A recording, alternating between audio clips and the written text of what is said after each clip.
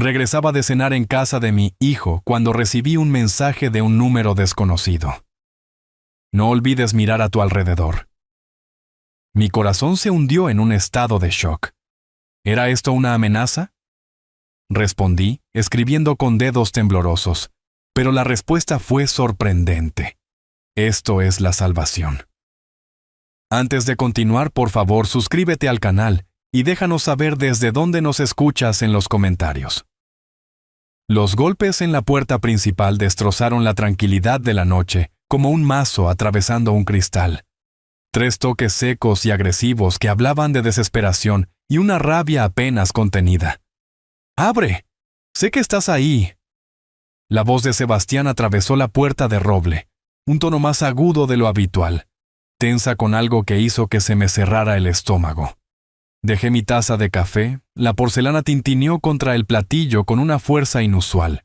Mis gafas de lectura se deslizaron por mi nariz mientras me acercaba al vestíbulo de entrada, sintiendo ya la tormenta que esperaba más allá del umbral. En el momento en que giré la manija de bronce, Sebastián pasó empujándome sin invitación. Su ropa estaba arrugada.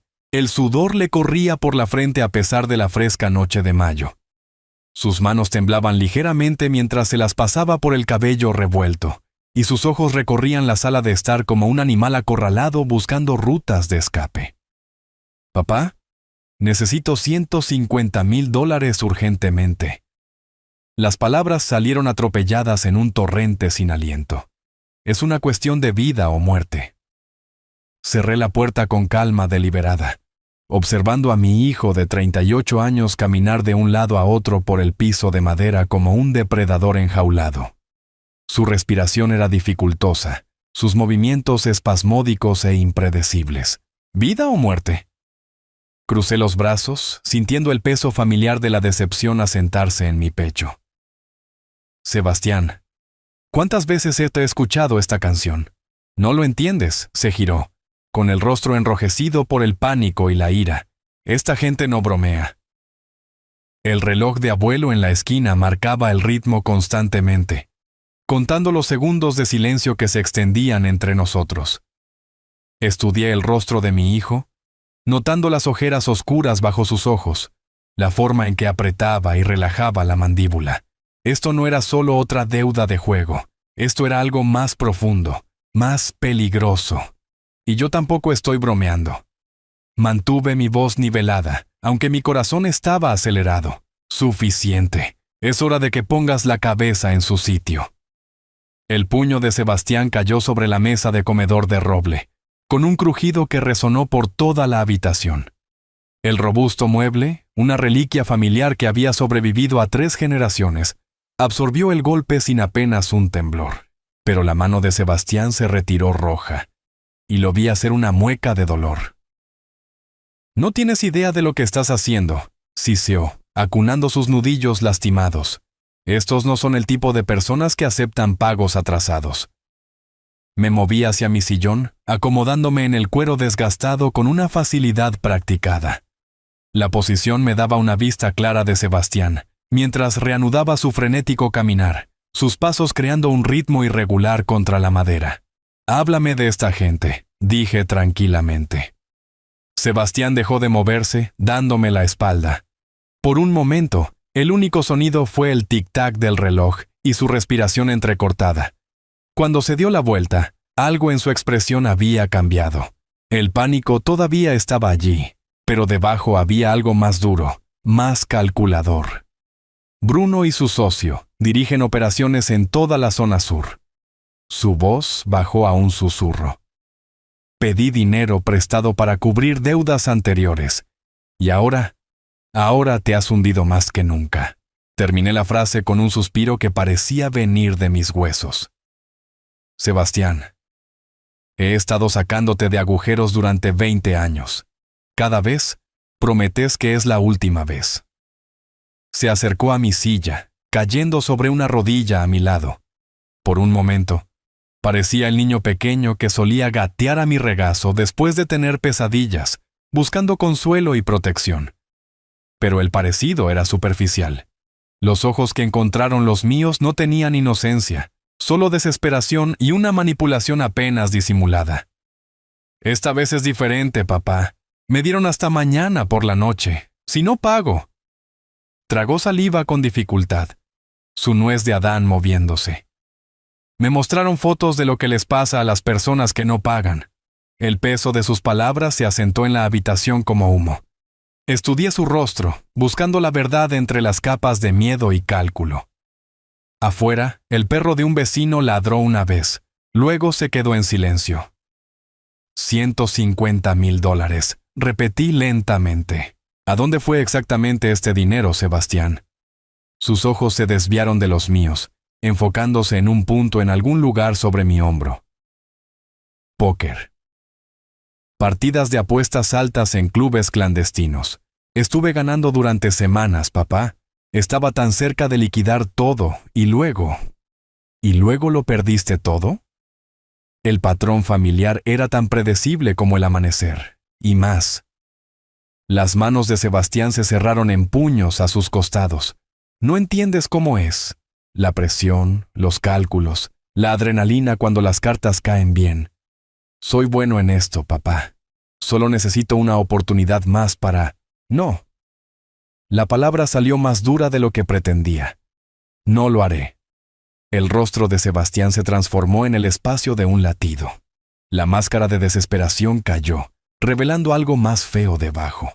Sus ojos se entrecerraron, y cuando habló, su voz llevaba un veneno que nunca había escuchado antes. Siempre has sido egoísta. Todo tu amor fue para esa empresa. Permanecí sentado en mi sillón, observando a este extraño que llevaba el rostro de mi hijo. El reloj de abuelo continuaba su ritmo constante, indiferente a la tormenta que se gestaba en mi sala de estar.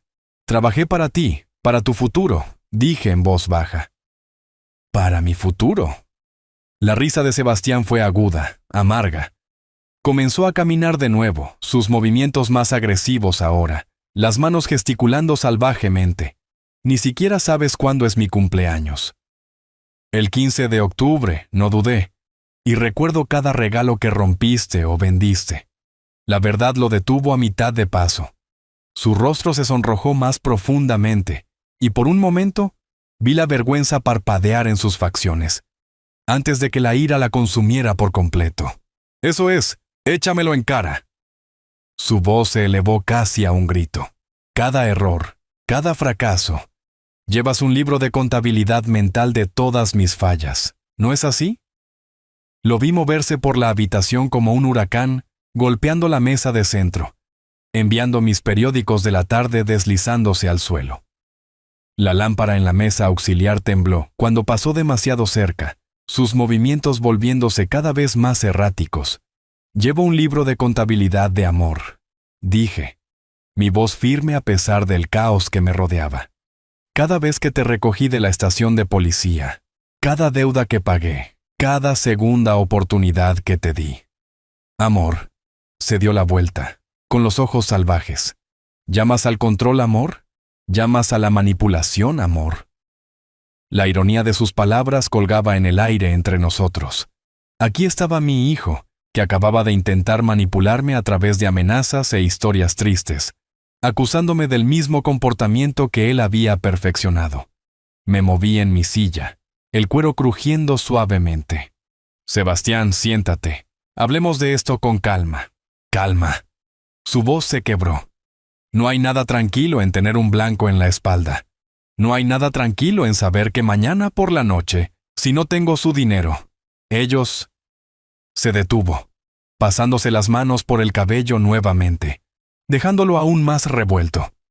El sudor había empapado su camisa a pesar del aire fresco de la noche que se filtraba por las ventanas. Te arrepentirás de esto, viejo. Las palabras salieron bajas, amenazantes. Se asentaron en la habitación como una presencia física, haciendo que el aire se sintiera denso y peligroso. Por primera vez desde que había llegado, sentí un escalofrío que no tenía nada que ver con el clima. Sebastián se movió hacia la repisa de la chimenea, donde las fotos familiares estaban en filas ordenadas. Su mano se detuvo sobre ellas por un momento antes de seleccionar el retrato con marco de plata de Elena, Él mismo cuando era un niño pequeño, y yo. Estábamos en el viejo muelle de la ciudad. La sonrisa de Elena radiante. El joven Sebastián encaramado sobre mis hombros, todos entrecerrando los ojos contra el sol. Con lentitud deliberada, levantó el marco y lo sostuvo a la altura de los ojos. Quizás es hora de que aprendas cómo se sienten las consecuencias reales. El marco se deslizó de sus dedos, o tal vez lo dejó caer. El marco de plata golpeó el piso de madera con un crujido agudo, y el vidrio se quebró en forma de telaraña sobre nuestros rostros. El sonido pareció resonar más tiempo de lo que la física debería haber permitido. Por un momento ambos miramos la foto dañada. El rostro de Elena estaba dividido por una larga grieta, y la imagen de la infancia de Sebastián estaba fracturada en 3 pedazos separados. «Vete», dije en voz baja. Sebastián se enderezó, sacudiendo polvo imaginario de su camisa arrugada. El gesto fue casi casual, pero pude ver que sus manos todavía temblaban. «Cambiarás de opinión», dijo, moviéndose hacia la puerta principal. «Cuando te des cuenta de lo que has hecho, ¿me llamarás?» «No lo haré». Hizo una pausa en el umbral, con la mano en el marco de la puerta. Por una fracción de segundo pensé que podría disculparse. Podría mostrar algún rastro del hijo que yo había criado. En cambio, sonrió, una expresión fría que no llegó a sus ojos. «Ya veremos». La puerta se cerró de golpe detrás de él, con fuerza suficiente para hacer vibrar las ventanas. El repentino silencio se sintió opresivo después de la tormenta de su presencia. Me quedé en mi silla, escuchando sus pasos desvanecerse por el camino de entrada. Luego el sonido del motor de su coche arrancando y alejándose. Solo entonces me levanté y me acerqué al marco roto. Arrodillándome con cuidado, reuní los pedazos, notando cómo la grieta nos había separado, a Elena de un lado y a Sebastián y a mí del otro. El simbolismo era tan perfecto que se sentía intencional. El vidrio me cortó el dedo mientras levantaba la pieza más grande, y una gota de sangre cayó sobre la sonrisa fracturada de Elena. Llevé la foto dañada a través de la casa, apagando las luces que Sebastián había dejado encendidas a su paso. Mis pasos resonaban huecos contra la madera mientras me dirigía al estudio, cada paso medido y deliberado. La casa se sentía diferente ahora, como si su ira hubiera dejado cicatrices invisibles en las paredes. Mi estudio me recibió con calidez familiar. Libros encuadernados en cuero forraban las paredes, sus lomos captando la luz suave de la lámpara de escritorio de latón. Los premios de mi empresa tecnológica brillaban modestamente desde sus lugares entre fotografías familiares y recuerdos.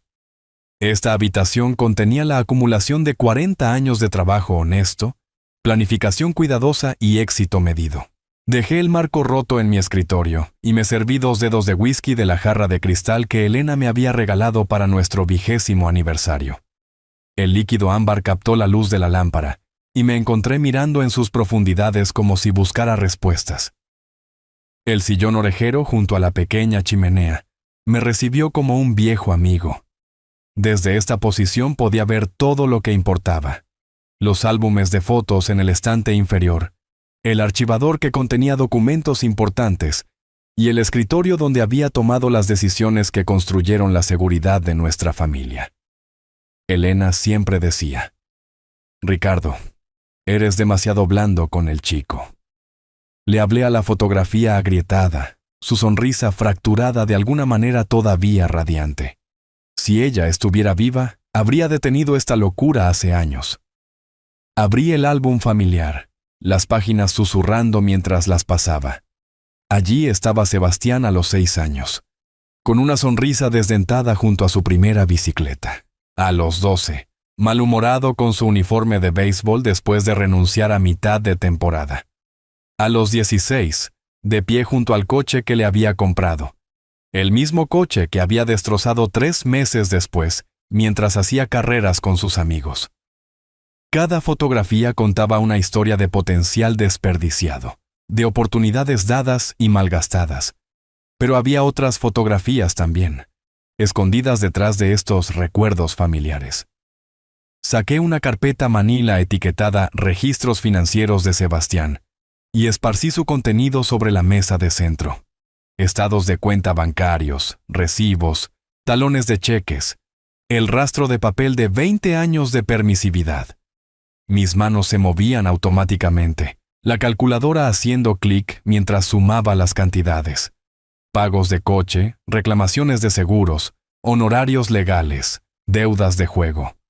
Los números subían constantemente. 20,000, 50,000, 85,000, 137,462 dólares. La cifra me devolvía la mirada desde mi cuaderno, escrita con mi cuidadosa caligrafía. Suficiente para comprar una casa, suficiente para financiar una pequeña empresa, suficiente para asegurar una jubilación cómoda para alguien que hubiera trabajado honestamente toda su vida. Bebí el whisky, sintiendo su ardor trazar su camino por mi garganta.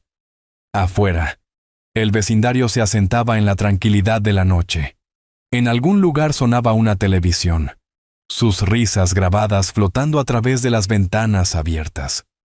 Familias normales viviendo vidas normales, probablemente inconscientes de que su vecino estaba calculando el costo de la destrucción de su propio hijo. La fotografía de boda con Elena atrajo mi atención a continuación. Éramos jóvenes entonces, llenos de sueños y planes. Ella había sido maestra, práctica y sabia en formas que me tomó años apreciar completamente. Incluso entonces, le preocupaba malcriar a cualquier hijo futuro. Los niños necesitan límites, había dicho durante una de nuestras conversaciones nocturnas sobre formar una familia. El amor sin límites no es amor, es daño disfrazado de afecto. Pensé que era demasiado cautelosa entonces. Ahora, sentado entre la evidencia de mis fracasos como padre, sus palabras se sentían proféticas. El fuego crepitaba suavemente, proyectando sombras danzantes por toda la habitación.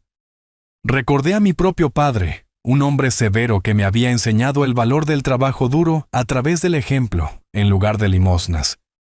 Cuando quise una bicicleta, me la gané ayudando en su taller después de la escuela.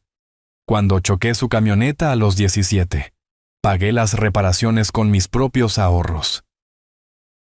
Hiciste de mí un hombre, papá. Susurré a las llamas. ¿Qué hice de mi hijo?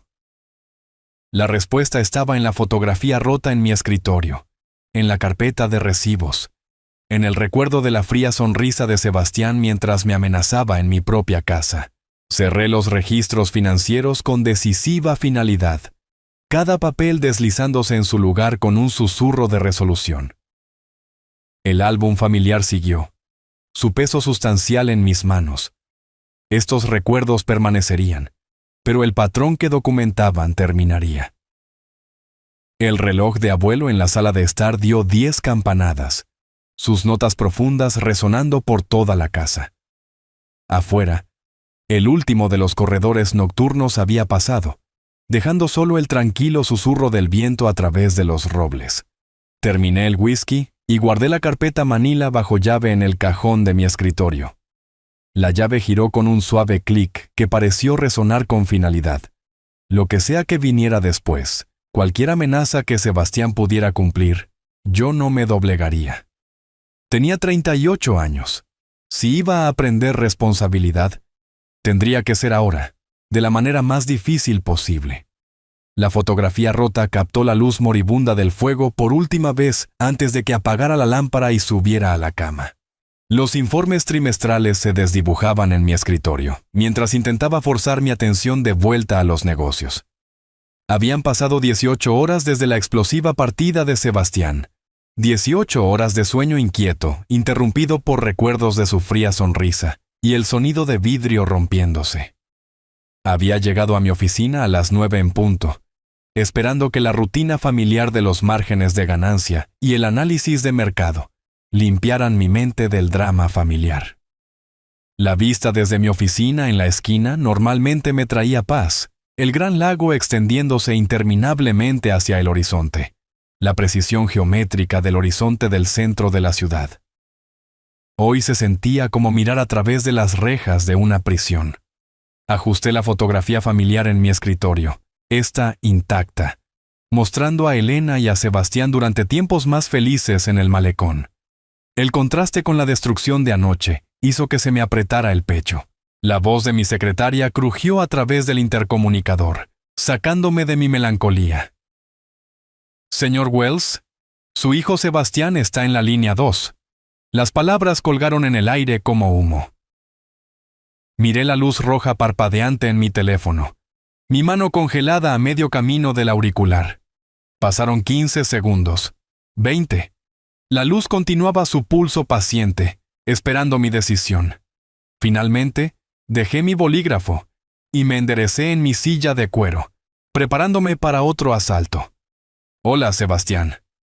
Papá, quiero disculparme por lo de ayer. Estaba equivocado.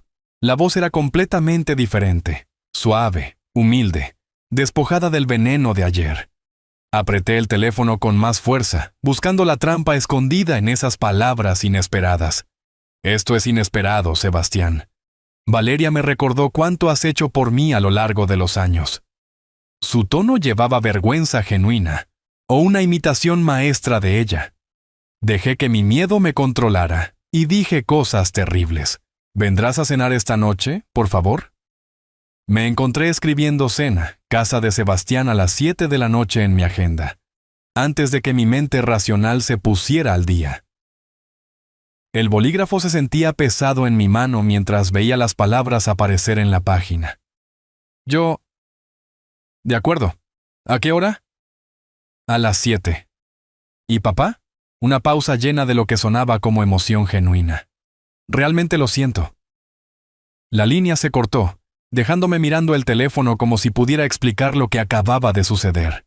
Mi hijo, que 24 horas antes me había amenazado en mi propia casa, ahora me invitaba a cenar con disculpas y humildad.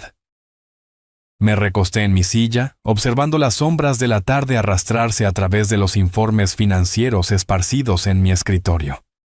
Los números no significaban nada ahora, solo marcas negras en papel blanco, mientras mi mente luchaba con las posibilidades.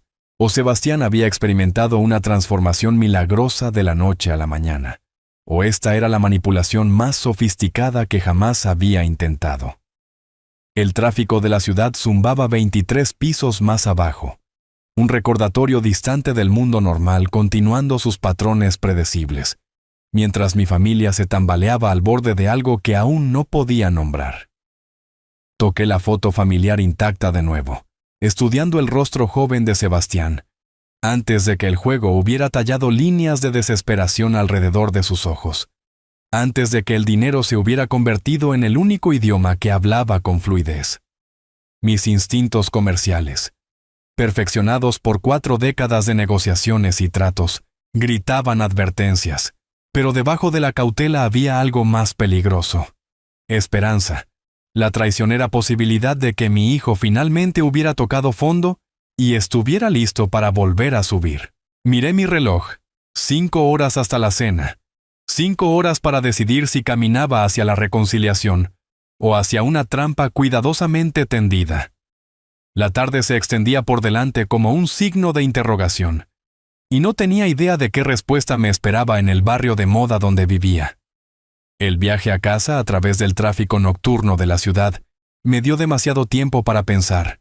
Las estaciones de radio se desdibujaban mientras buscaba distracción, finalmente decidiéndome por música clásica que coincidía con mi estado de ánimo contemplativo.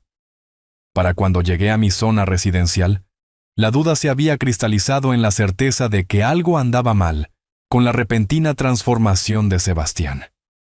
Mi dormitorio me recibió con un orden familiar, trajes organizados por color en el vestidor, la fotografía de Elena sonriendo desde la mesita de noche, todo en su lugar designado. Me paré frente al espejo, ajustándome la corbata por tercera vez, observando mi propia incertidumbre reflejada en mis ojos. El traje azul marino se sentía apropiado, respetuoso pero no ostentoso, mostrando que tomaba la invitación a cenar en serio sin parecer desesperado por la reconciliación.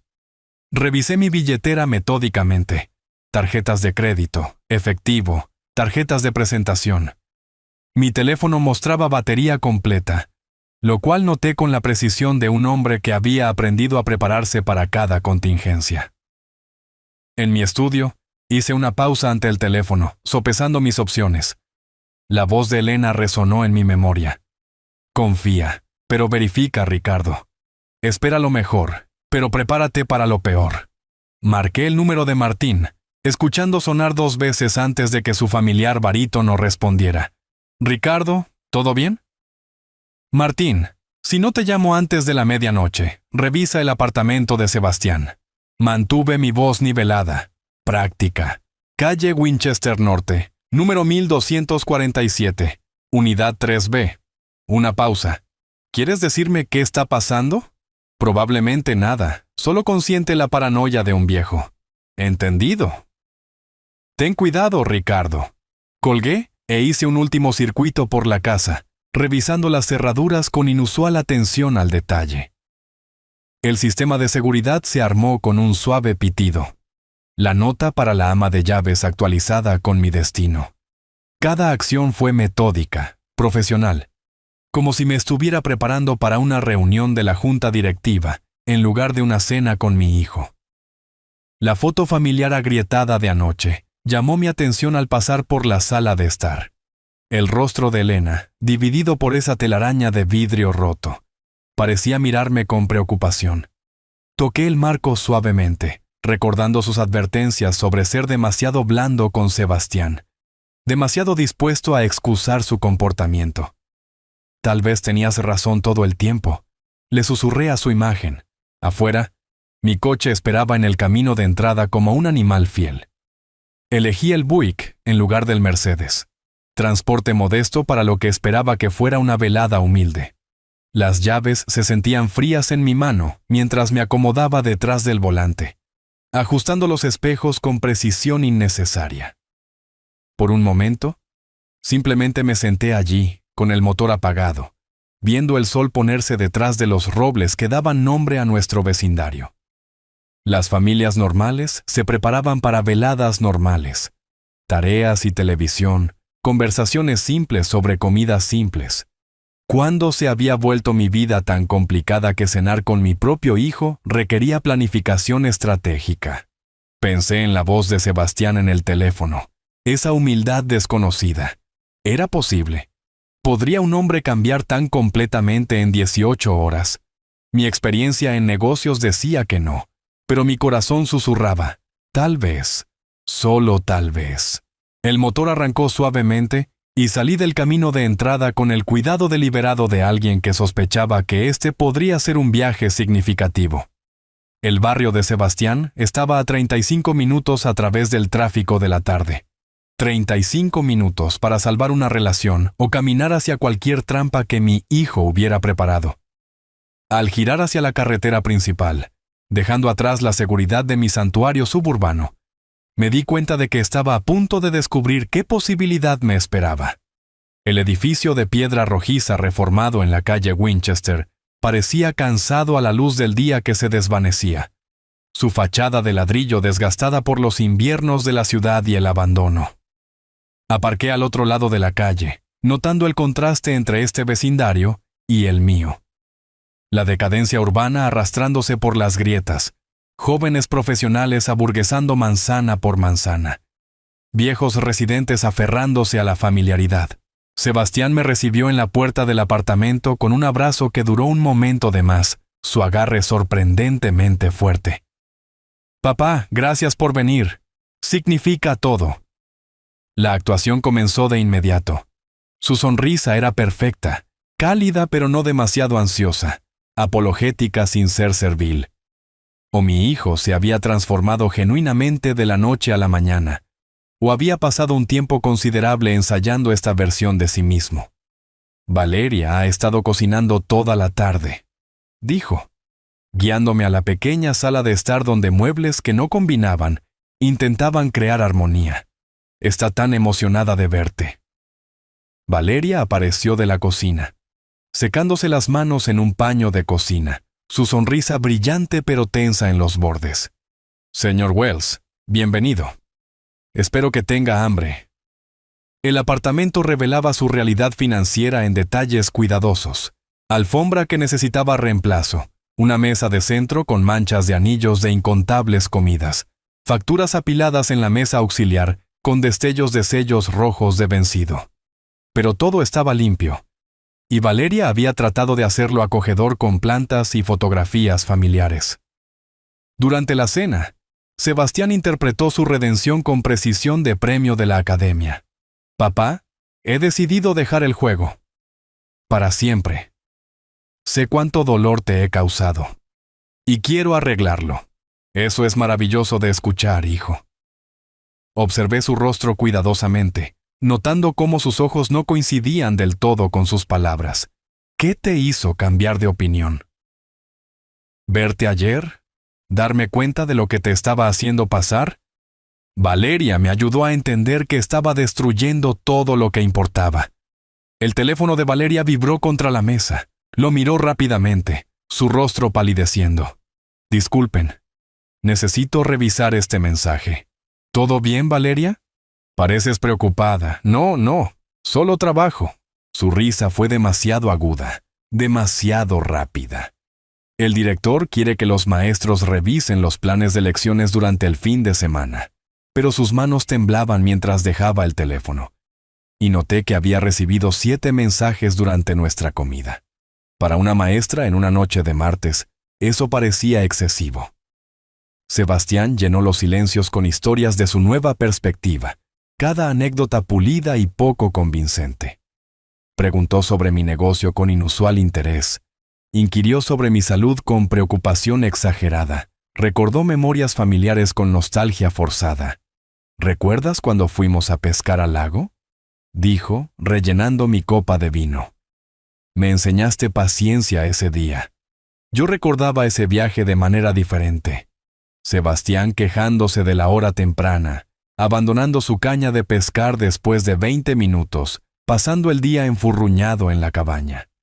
Pero asentí y sonreí, jugando mi propio papel en este extraño teatro. Valeria se puso cada vez más agitada a medida que avanzaba la velada. Dejó caer su tenedor 2 veces, derramó agua al alcanzar la sal y saltó visiblemente cada vez que su teléfono vibraba. Cuando se disculpó para ir a la cocina, escuché una conversación susurrada, aunque no pude distinguir con quién. «Ha estado estresada por el trabajo», explicó Sebastián, pero su mandíbula se tensó casi imperceptiblemente. «Recortes de presupuesto, ya sabes cómo son las escuelas». Estudié el apartamento mientras él hablaba, notando detalles que contaban su historia real. Fichas de póker visibles en un cajón que había abierto descuidadamente. Botellas de vino vacías alineadas junto a la puerta trasera, más de lo que 2 personas deberían acumular rápidamente. Un aviso de cancelación de membresía del gimnasio en el mostrador. «La comida está deliciosa», dije con sinceridad. Valeria había preparado pollo a las finas hierbas con evidente cuidado, a pesar de sus obvias limitaciones financieras. «Tienes suerte de tener una esposa tan considerada». La sonrisa de Sebastián parpadeó solo por un momento. «Sí, es muy comprensiva». Cuando Valeria regresó de otra misteriosa llamada telefónica, su anillo de bodas captó la luz. Lo había estado girando constantemente, un hábito nervioso que hablaba de profunda ansiedad. Lo que fuera que la preocupaba iba mucho más allá de los planes de lecciones y los recortes presupuestarios. «Señor Wells», dijo de repente, «¿cómo hace? Quiero decir, ¿qué hace cuando alguien que le importa está en peligro real?» El tenedor de Sebastián se detuvo a medio camino de su boca. «Cariño, esa es una pregunta extraña». Solo estaba pensando en esa noticia, dijo rápidamente, la del empresario desaparecido. Pero sus ojos se encontraron con los míos por una fracción de segundo, y en esa mirada vi algo que me heló la sangre. Miedo genuino y una necesidad desesperada de comunicar algo que no podía decir en voz alta. Terminé mi vino y dejé la copa con deliberada finalidad. Gracias a ambos por una velada encantadora. Debería irme a casa. Cuando me levanté para irme, la certeza se asentó en mi pecho como una piedra. Algo estaba muy mal aquí, y fuera lo que fuera, Valeria lo sabía. La fresca noche de mayo me envolvió como una manta familiar mientras bajaba los escalones del edificio de Sebastián. 13 grados, según la aplicación del clima que había revisado antes. Perfecto para la caminata de 45 minutos a casa, a través de los sinuosos vecindarios de la ciudad. Necesitaba el tiempo para pensar, para procesar lo que había presenciado durante esa extraña actuación de la cena. Las calles de moda del barrio zumbaban con la energía del martes por la noche. Parejas saliendo de bares de cócteles artesanales. Jóvenes profesionales cenando tarde en bistrós con mesas al aire libre. El contraste con el estrecho apartamento de Sebastián y la energía nerviosa de Valeria se sentía marcado. Aquí estaba la ciudad en la que mi hijo podría haber prosperado si hubiera tomado decisiones diferentes. Me ajusté la chaqueta y comencé la ruta familiar hacia mi zona residencial. Mi mente catalogando metódicamente las inconsistencias de la noche. La constante revisión del teléfono por parte de Valeria, las historias ensayadas de redención de Sebastián, las fichas de póker que había vislumbrado en el cajón de su cocina. Mis instintos comerciales, perfeccionados por 40 años de evaluar personas en situaciones, gritaban que algo fundamental estaba mal.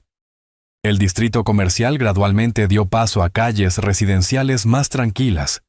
Las farolas se volvieron más esporádicas, proyectando charcos de luz amarilla conectados por tramos de sombra. Pasé por un restaurante abierto las 24 horas donde los trabajadores por turnos tomaban café, una librería cerrada con carteles escritos a mano anunciando lecturas de poesía, bancos de parada de autobús vacíos, esperando a los viajeros de mañana.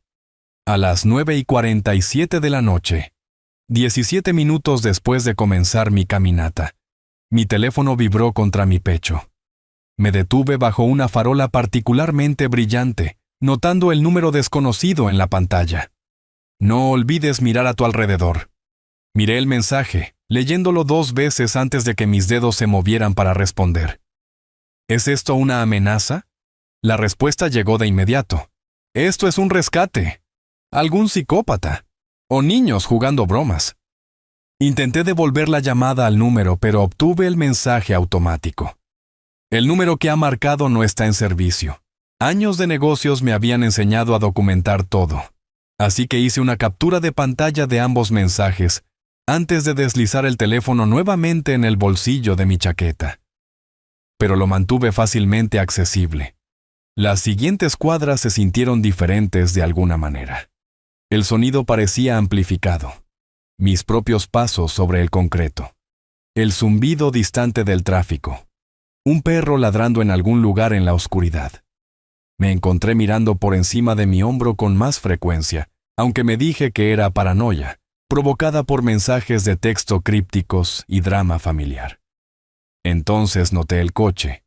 Un sedán negro, moviéndose más lento de lo que el tráfico justificaba, manteniendo la misma distancia detrás de mí durante 3 cuadras. Cuando crucé en el semáforo, él cruzó. Cuando giré por una calle lateral para probar mis sospechas, sus faros me siguieron, cortando la oscuridad como ojos depredadores. Mi ritmo cardíaco aumentó, y no solo por el esfuerzo físico de caminar. La voz de Elena resonó en mi memoria. Confía en tus instintos, Ricardo. Te han mantenido vivo en los negocios. Te mantendrán vivo en cualquier otro lugar. El sedán se acercó más, su motor ronroneando como un gato satisfecho. Podía distinguir 2 figuras en los asientos delanteros, aunque las ventanas tintadas oscurecían sus rostros. Mi paso se aceleró inconscientemente. La memoria muscular de los juegos infantiles de las escondidas de repente se sentía relevante de nuevo. Calles vacías se extendían por delante. Cuadras residenciales donde las luces del porche proporcionaban una iluminación mínima. El contraste con la energía bulliciosa del barrio anterior era sorprendente. Aquí estaba solo con cualquier intención que acechara detrás de esos faros. Giré por otra calle lateral, mis zapatos de negocios haciendo clic contra el pavimento con creciente urgencia. La señal de giro del coche parpadeó 1 vez, 2 veces, antes de seguirme hacia las sombras, Ya no era coincidencia, ya no era paranoia. Estaba siendo cazado. El sedán negro aceleró cuando comencé lo que generosamente podría llamarse una caminata rápida. A mis 65 años, mis días de correr habían quedado atrás en gran parte, pero la desesperación proporcionó una motivación que mis articulaciones no podían ignorar. Detrás de mí, las puertas del coche se cerraron de golpe con la finalidad del mazo de un juez. «¡Detente, viejo! Solo necesitamos hablar». La voz llevaba autoridad, mezclada con molestia, como un maestro llamando a un estudiante ausente. Pero los maestros no perseguían a la gente a través de callejones oscuros de la ciudad, y algo en el tono del orador sugería que nuestra conversación no sería agradable. «¡Policía! ¡Ayuda!», grité, aunque la calle residencial permaneció obstinadamente vacía. Las luces de los porches permanecieron apagadas. Las ventanas permanecieron oscuras. La noche de martes, en un barrio de clase trabajadora, significaba acostarse temprano y mentes enfocadas en las responsabilidades del mañana. «Cállate y atrápalo», una segunda voz, más joven y más agresiva. Pasos pesados resonaron detrás de mí, ganando terreno a pesar de mis mejores esfuerzos. Me agaché en un callejón entre dos casas adosadas, usando coches aparcados y botes de basura desbordados como obstáculos entre mí y mis perseguidores. Mi pecho se apretaba con cada respiración dificultosa. El esfuerzo físico combinado con la adrenalina creó un cóctel peligroso para un hombre de mi edad, exactamente el tipo de estrés que mi médico me había advertido evitar. Pero detenerme no era una opción cuando voces anónimas discutían atraparme en tonos que sugerían violencia. El callejón se abrió a otra calle, esta más oscura y más industrial. Muelles de carga y edificios de almacenamiento creaban un laberinto de sombras y escondites. Me presioné contra una pared de ladrillo, sintiendo el frío filtrarse a través de mi chaqueta, mientras mi corazón martilleaba contra mis costillas. ¿A dónde se fue ese viejo? No puede haber llegado lejos. Sepárense. Tú revisa el lado izquierdo. Yo tomaré el derecho. Su coordinación sugería experiencia con este tipo de trabajo. No eran delincuentes al azar buscando un robo rápido, sino profesionales ejecutando un plan específico. La comprensión hizo que se me helara la sangre. Vi la salvación en la forma de un viejo edificio de almacenamiento escondido detrás de una fila de tiendas cerradas. La puerta estaba ligeramente entreabierta, probablemente olvidada por el último trabajador en irse. Con las voces de mis perseguidores acercándose, hice un sprint desesperado a través del espacio abierto. «¿Qué quieren de mí?», jadeé, aunque ya estaban fuera del alcance del oído. El edificio de almacenamiento olía a aceite de motor, madera vieja y años de polvo acumulado. Herramientas de jardín colgaban de ganchos en la pared. Latas de pintura creaban pequeñas montañas en las esquinas, y cajas de madera proporcionaban la cubierta perfecta para un hombre tratando de volverse invisible. Me coloqué detrás de la pila más grande, luchando por calmar mi respiración, mientras mi corazón continuaba su ritmo frenético. A través de las ventanas sucias, podía ver los haces de las linternas barriendo el callejón.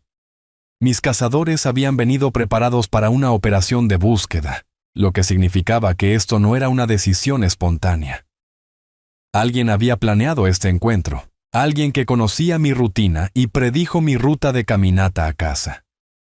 La puerta del cobertizo crujió siniestramente cuando uno de ellos la probó.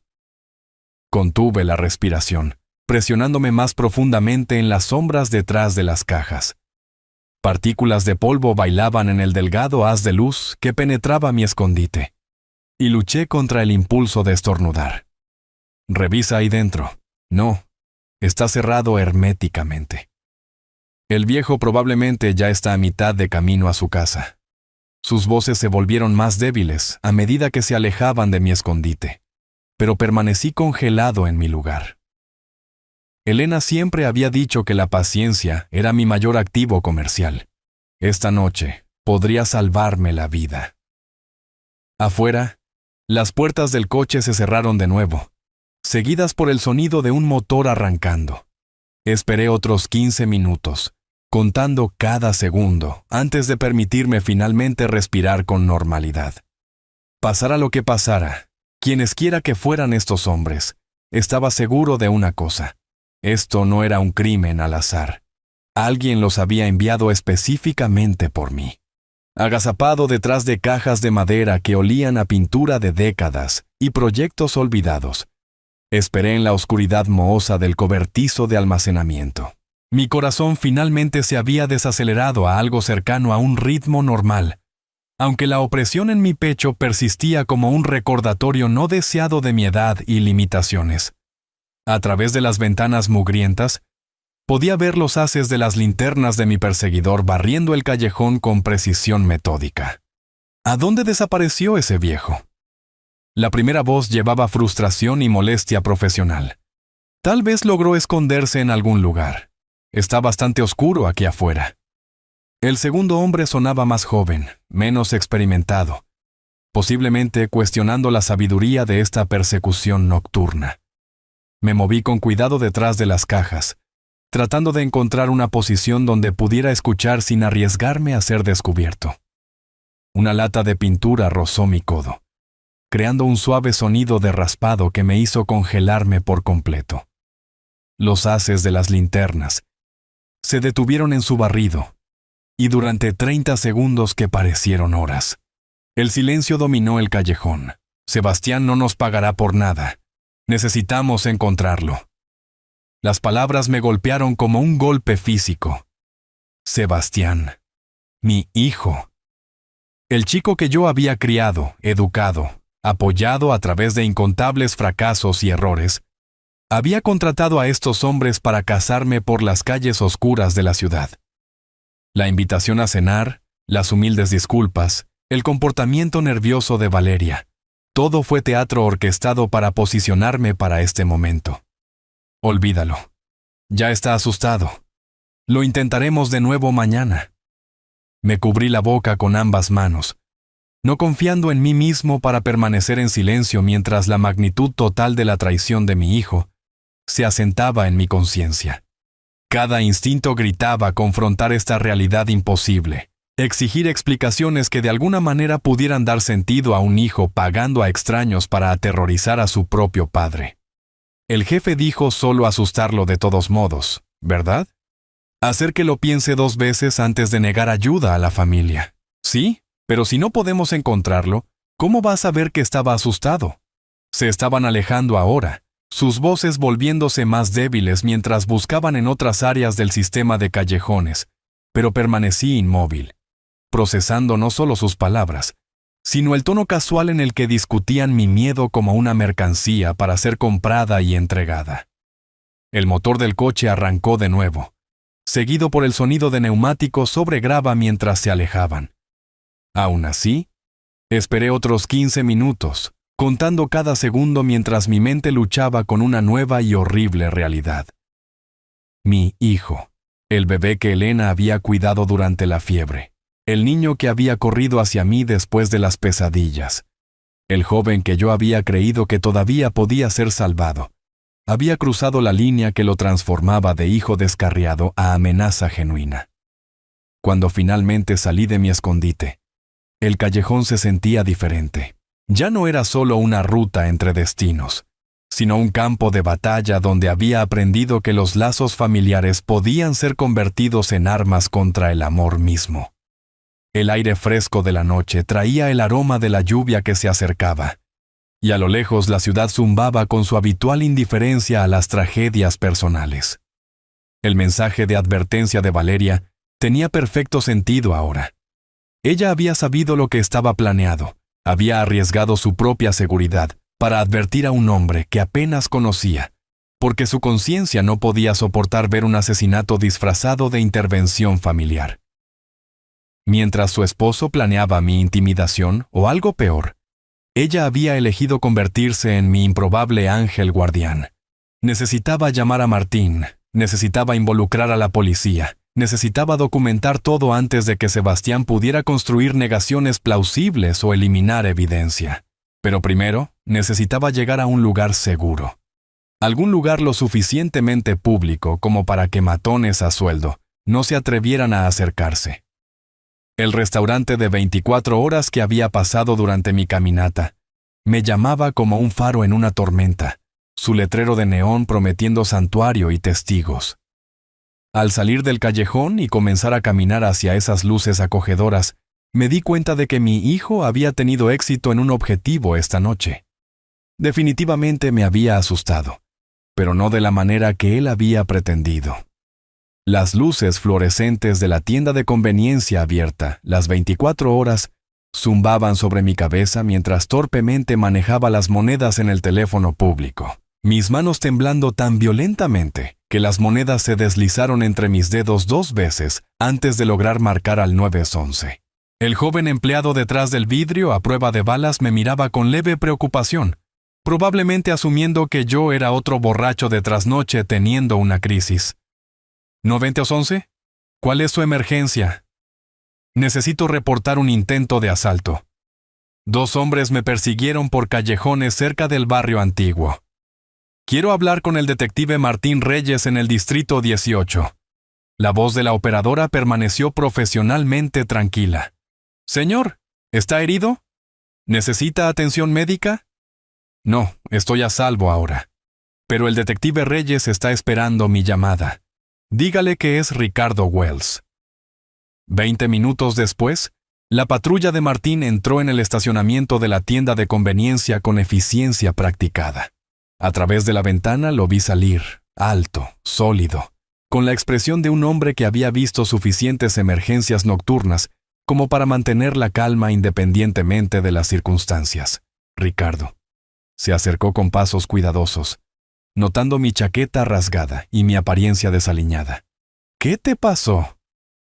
El alivio de ver una cara amiga, alguien entrenado para manejar situaciones más allá de mi experiencia comercial, casi me abrumó. Martín, creo que mi hijo quiere matarme. Nos sentamos en su patrulla mientras le proporcionaba cada detalle que podía recordar. La invitación a cenar, el comportamiento nervioso de Valeria, el mensaje de texto de advertencia, el sedán negro que me había cazado por las calles oscuras de la ciudad. Martín tomó notas metódicas, haciendo preguntas específicas sobre tiempos, ubicaciones y descripciones físicas. Dijiste que uno de ellos mencionó a Sebastián por su nombre. Sebastián no nos pagará por nada. Necesitamos encontrarlo. Repetí las palabras exactamente como las había escuchado. Fueron contratados, Martín. Mi propio hijo pagó a criminales para aterrorizarme. Martín fotografió los mensajes de texto de advertencia en mi teléfono antes de que la batería muriera por completo.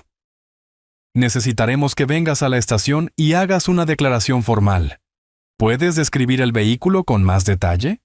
Sedán negro. Probablemente un Toyota Camry. Placas del estado, aunque solo capté parte del número. Pequeña abolladura en el lado del pasajero, ventanas tintadas. 2 hombres. Ambos parecían tener unos 30 años.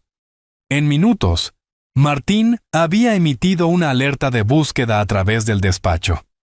La eficiencia del procedimiento policial contrastaba marcadamente con el caos que yo había experimentado apenas horas antes. Aquí había orden, sistema, el Estado de Derecho respondiendo al comportamiento criminal con la fuerza apropiada. En el Distrito 18, la estación de policía zumbaba con actividad nocturna. La charla de radio proporcionaba un ruido de fondo constante. Los teléfonos sonaban con la persistencia de la emergencia urbana, y los oficiales procesaban el papeleo con la atención metódica de funcionarios públicos que entendían que los detalles importaban en los tribunales. Ricardo, esa es una acusación seria. ¿Estás seguro de lo que escuchaste? Lo miré a los ojos firmemente. Uno de esos tipos dijo el nombre de Sebastián. Fueron contratados por él. La expresión de Martín se endureció. Los encontraremos. Tu descripción del coche es lo suficientemente detallada como para trabajar con ella. Mientras firmaba mi declaración formal, documentando cada momento desde la cena hasta el descubrimiento, Martín coordinaba con las unidades de patrulla que buscaban el sedán negro. La parte comercial de mi mente apreciaba el enfoque sistemático. Recolección de evidencia, declaraciones de testigos, coordinación entre departamentos. Pero debajo de la calma procesal, la furia ardía ante la naturaleza calculada de la traición de mi hijo.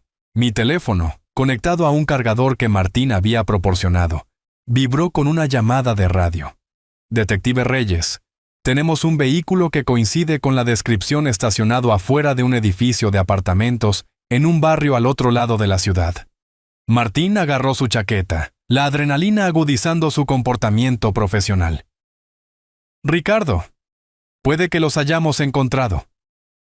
La charla de radio llenó el Distrito 18, mientras Martín coordinaba la operación de arresto desde su escritorio, rodeado por el caos controlado del trabajo policial del turno de noche.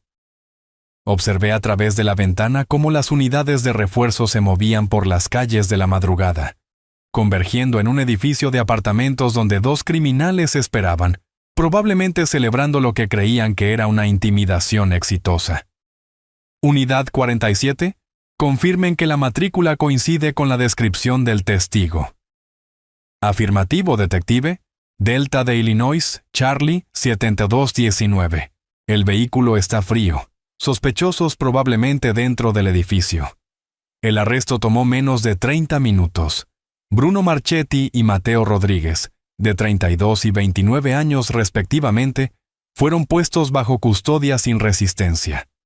Ambos tenían antecedentes por asalto e intimidación, matones profesionales a sueldo, exactamente el tipo de hombres que mi hijo contactaría a través de sus conexiones de juego.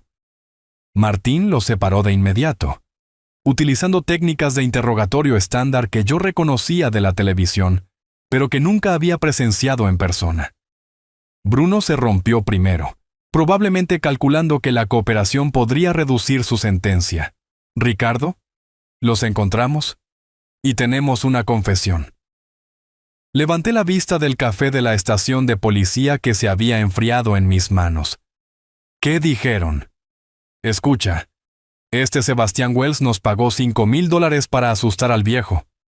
Martín leyó de sus notas, su voz cargada de disgusto profesional. La mitad por adelantado, la mitad al finalizar. Se suponía que debían hacer que pareciera un crimen callejero al azar. ¿Asustar? Querían matarme. La expresión de Martín se volvió más sombría. Hay más. Sebastián les dijo que tienes problemas cardíacos. Un miedo fuerte podría haber acabado contigo sin que te pusieran un dedo encima.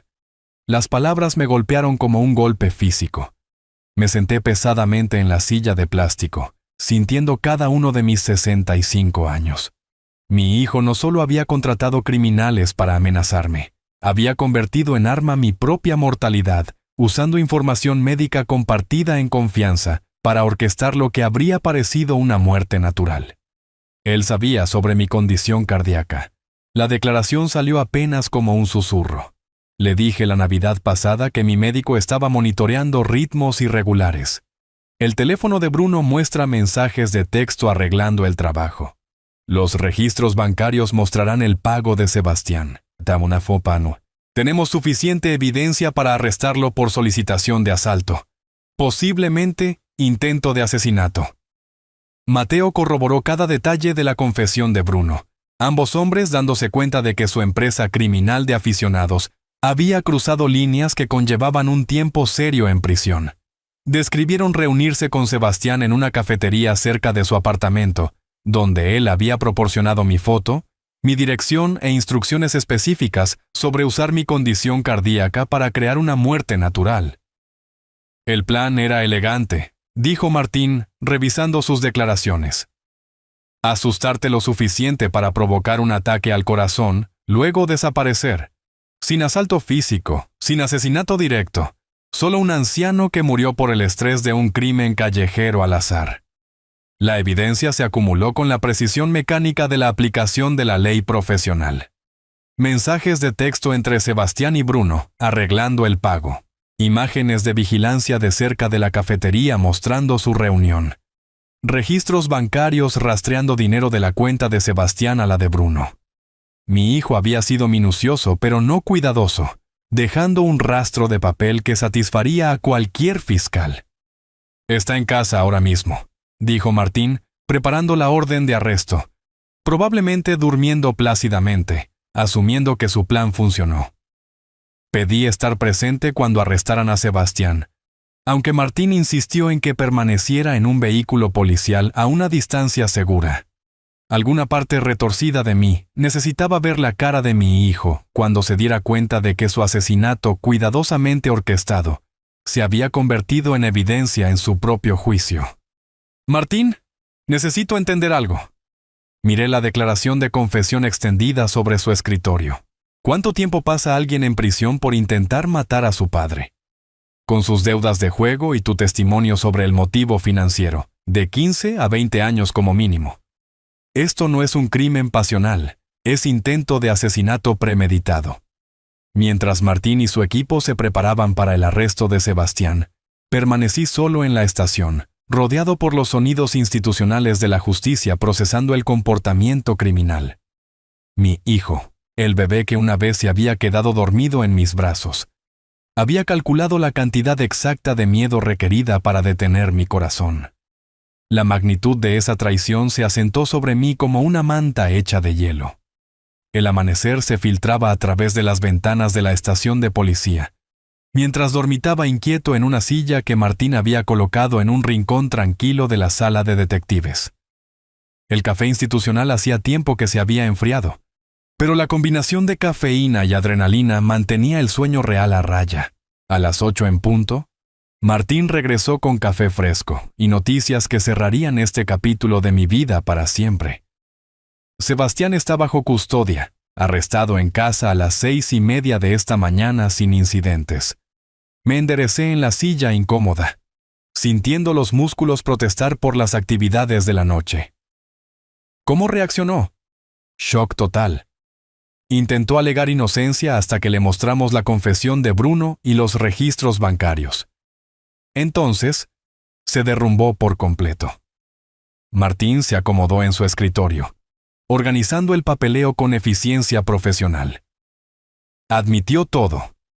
Mi teléfono, completamente cargado durante la noche, vibró con un mensaje entrante. ¿El número desconocido que me había salvado la vida? Casi me había olvidado de esa misteriosa advertencia en el caos de arrestos y confesiones. Escribí con cuidado. Gracias por salvarme la vida. ¿Quién eres? La respuesta llegó en minutos. Soy Valeria. No podía dejar que hiciera esto. Eres una buena persona. El alivio me inundó, seguido inmediatamente por preguntas. ¿Por qué no lo detuviste antes? Tenía miedo. Pero cuando me di cuenta de que realmente iba a hacerlo, lo siento. A través de mensajes posteriores, Valeria explicó cómo descubrió el plan de Sebastián el día antes de nuestra cena. Se encontró dividida entre la lealtad a su esposo y la decencia humana básica, eventualmente comprando un teléfono desechable para enviar una advertencia anónima. Estaba solicitando el divorcio y ya había aceptado testificar contra Sebastián a cambio de inmunidad. Ella te salvó la vida, observó Martín, leyendo sobre mi hombro. Ese mensaje de advertencia te dio la conciencia que necesitabas para reconocer la persecución por lo que era. Los procedimientos legales serían directos. Sebastián enfrentaba cargos de solicitación de asalto e intento de asesinato. Bruno y Mateo probablemente aceptarían acuerdos de culpabilidad a cambio de su testimonio, con confesiones, registros bancarios y evidencia de mensajes de texto. El caso era oro para la fiscalía.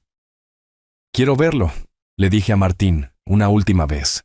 La reunión tuvo lugar en una sala de interrogatorios en la estación.